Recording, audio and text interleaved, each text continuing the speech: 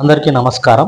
ఈ వీడియో ద్వారా మనం తల్లికి వందనం పథకం ముఖ్య ఉద్దేశం ఏమిటి, ఎవరు అర్హులు, ఎంత ఆర్థిక సహాయం వస్తుంది, ఎలా దరఖాస్తు చేసుకోవాలి, ఎప్పుడు అమలు అవుతుంది వంటి పూర్తి సమాచారం తెలుసుకోవడానికి ఈ వీడియోను చివరి వరకు చూడండి। ఆంధ్రప్రదేశ్ రాష్ట్ర ప్రభుత్వం విద్యార్థులకు ఒక శుభవార్తను తీసుకొని రావడం జరిగింది।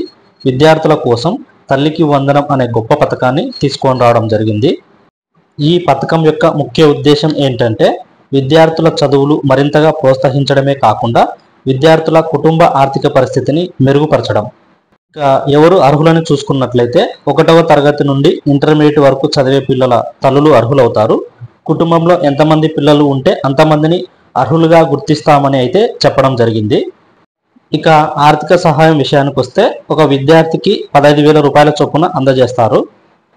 ఇక దరఖాస్తు విషయానికి వస్తే పాఠశాలలో నమోదు చేసుకున్న విద్యార్థుల వివరాలను గ్రామ వార్డు సచివాలయాల ద్వారా వెరిఫై చేసి అర్హుల జాబితాను ప్రదర్శించడం అయితే జరుగుతుంది।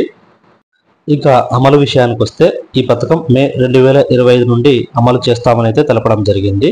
స్కూళ్ళు ప్రారంభం నాటికి ఈ పథకాన్ని పూర్తి చేస్తున్నట్లుగా తెలపడం జరిగింది। కాకపోతే ఈ పథకానికి సంబంధించిన పూర్తి సమాచారం ఇంకా తెలియాల్సి ఉంది।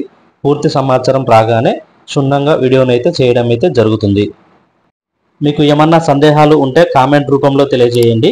మరిన్ని రాష్ట్ర మరియు కేంద్ర ప్రభుత్వ పథకాల సమాచారం కోసం మన ఛానల్ని అయితే సబ్స్క్రైబ్ చేసుకోండి।